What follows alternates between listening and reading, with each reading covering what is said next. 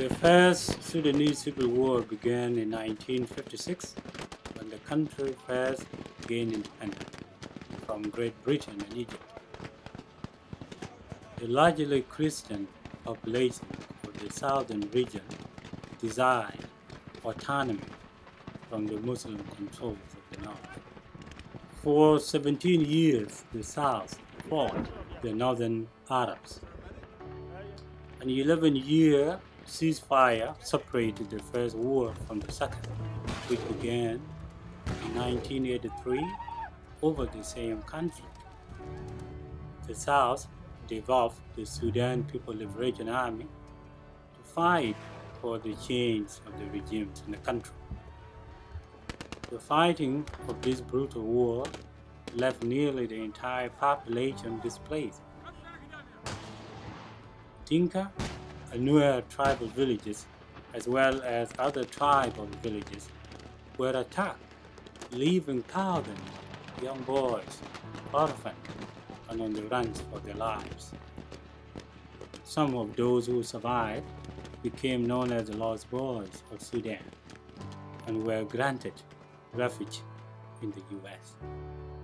In 2003, several Lost Boys made their way to Bay Area Community Church through the personal ministry of Jim and Lorraine Hiskey.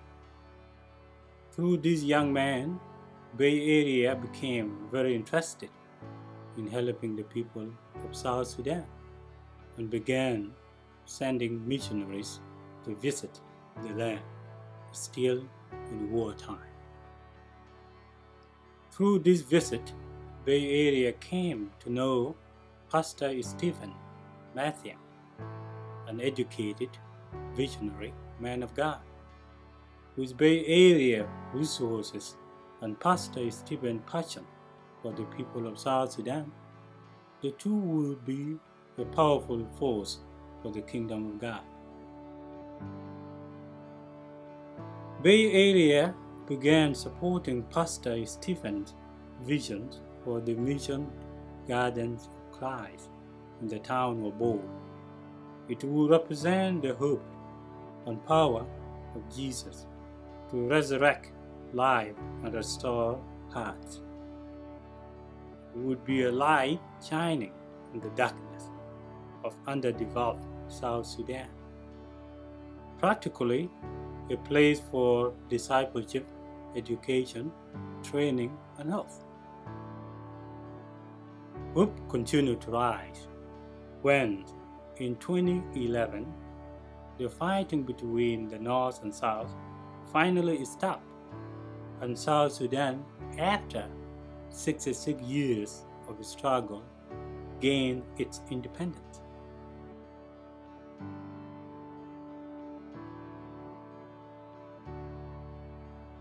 Joy filled the people of the world's youngest nation. Then, in 2013, the fighting began again, this time a grisly battle among South Sudanese own people. Thousands died and were displaced, and the mission gardens of Christ fell victim to the violence. The town was deserted, the market was destroyed, it was burned down, looted, and there were no people, only dogs were moving around. Then I went up to MGC, and I moved around, and then I saw up to 13 decomposed bodies lying around within the MGC.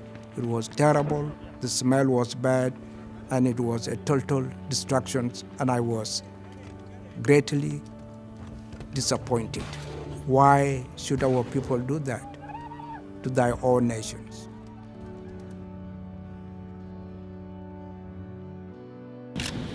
The end of a long wait and a collective sigh of relief among citizens of South Sudan and the world at large.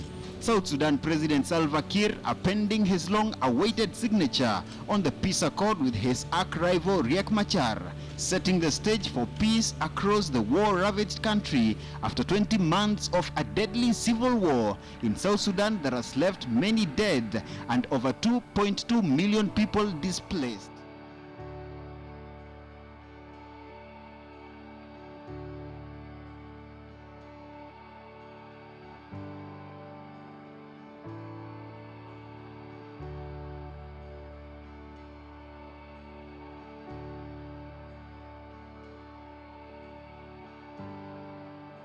Oh my goodness, I'm thinking so many things. I love all the different kinds of people on this flight. It is so cool. It's the longest flight I've ever been on, so I'm a little nervous, but I'm excited.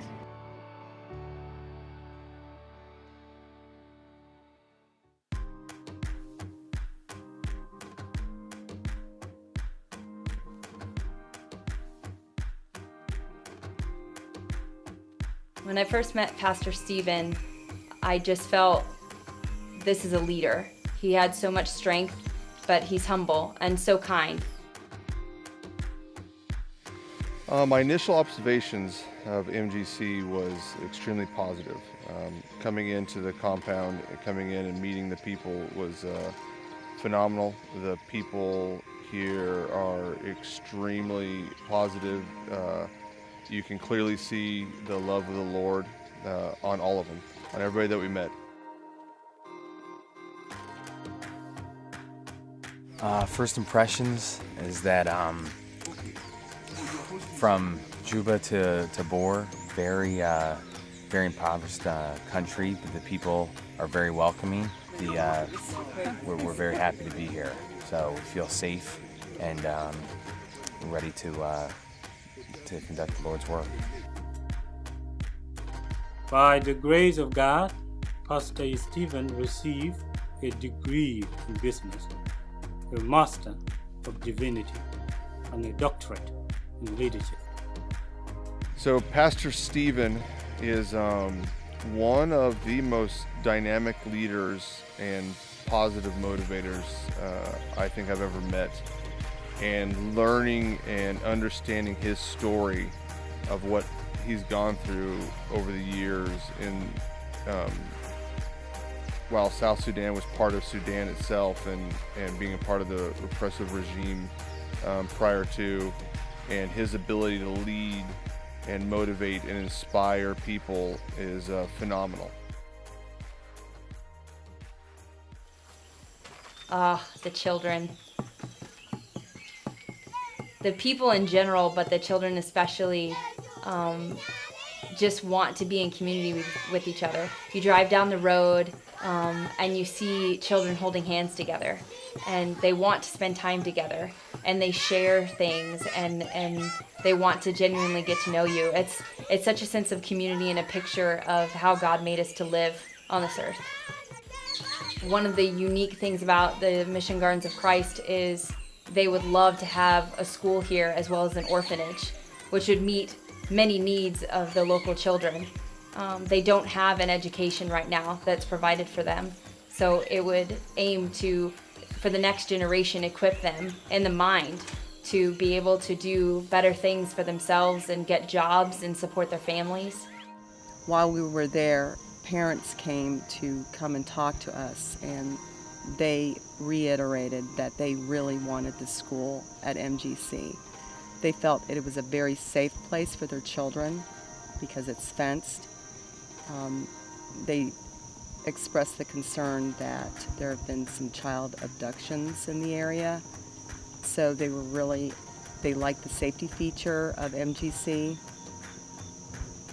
One of the things that the parents said to us was that it was very important for their kids to learn how to read and write. They felt that if their children don't have an education, then they're going to go out and they're going to steal things. They're going to become thieves. They also said that they believe that if their children have education, if that area has education, then perhaps that there will be no more wars. Bay Area has built 4 medium-sized classrooms at the Mission Garden of Christ that are waiting to be filled. By hiring teachers and purchasing supplies, the Mission Garden of Christ can open a primary school for over 50 children. The classrooms for the children are here. The only thing that's missing are the finances to support the teachers and the books for the children. There are many orphans within the community here, and their hope and dream here is to open an orphanage so that they can provide the physical needs with food and shelter and spiritual support to the children in the community.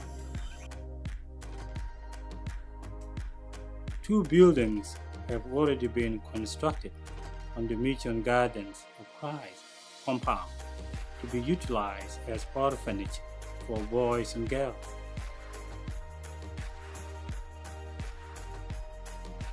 With Bay Area's continued support, the building can be outfitted with the necessary furnishing to house the children, and a host family can be financially supported to care for them.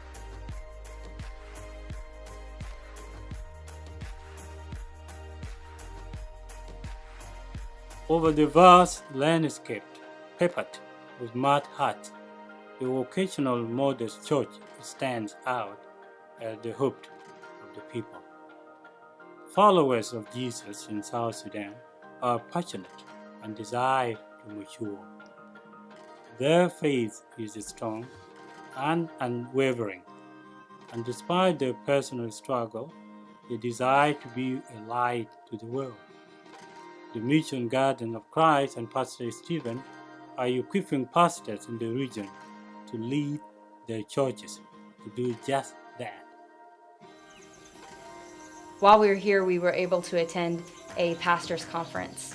What was amazing is that people walked up to even 2 hours away just to come to this conference. And the other inspiring thing that happened is it was pastors from all different denominations, and they were uniting together, uniting in their belief that Jesus Christ is their Lord and that they have a relationship with Him, and they're wanting to do His will and spread the good news to the people of South Sudan. So we approach the building where they've all arrived, and they're worshiping in their native language, and it was beautiful. And they had joy, and their hands were raised, and it was such a special moment to see them all unified as one body.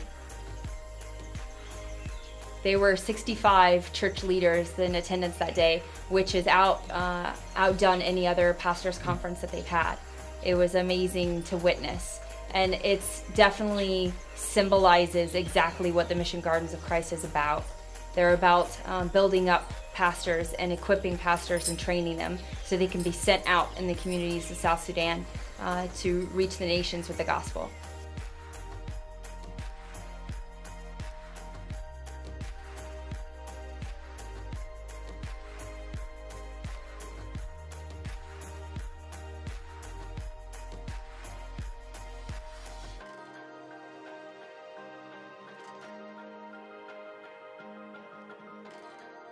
Pastor Stephen's mission is to disciple people and empower people to stand for themselves and for others. One way the Mission Garden of Christ is helping people to stand for themselves is by inspiring them with agriculture. The most substantial agriculture that we've seen on our trip is within the MGC compound. They have a variety of gardens throughout their property, and they also have trained professionals in order to take care of those gardens. They're growing corn, a variety of vegetables, and they're also starting to grow fruit trees. Okay. Pastor Stephen has strategically planted the gardens around the MGC compound in order so the residents of Bor, as they're walking along the road, can see these gardens and then take that information and go back to their own communities to start gardening as well. Pastor Stephen is a dynamic leader. I was so impressed with him and his vision for MGC and the people. He doesn't just want to give things away. He wants to train the people to fend for themselves in every part of life. And he had such an extensive vision, and we talked with him for a long time, and he went through every piece of what his plan was and what his hope was for MGC and for the surrounding area. MGC is a light on the hill, and they are providing hope and education, resources, and they are, in fact, one of the only places within hundreds of miles that is doing so. We asked Pastor Stephen who else is supporting MGC, and he said no one, only Bay Area. Bay Area is the sole supporter of MGC. Everything you see has been given by the people of Bay Area. This is Bay Area, South Sudan. My encouragement to support this ministry is because this is where good and evil are meeting, and this is where the battlefield for the hearts is happening, is right now, right here. And this is what I'd consider a crucial time to give and a crucial time to be a part, because somebody's going to come in here, somebody is going to take effect in a stronghold here. And my hope and my intent is that the people of Christ would be that foothold, and that the light of Christ would shine from here into the rest of the nation. Either darkness is going to come in or the light. And so by us giving and giving our money to help support what is going on here, we are able to bring in more ministers. We're able to train up more pastors. We're able to educate the children. We're able to equip the pastors. We're able to equip the church, and allowing Christ to come in and rule and reign in this region. I think that Jesus is clearly communicating through MGC that this place is a holy place that can change South Sudan. And I think the unique thing that we all have an opportunity to do is be a part of it.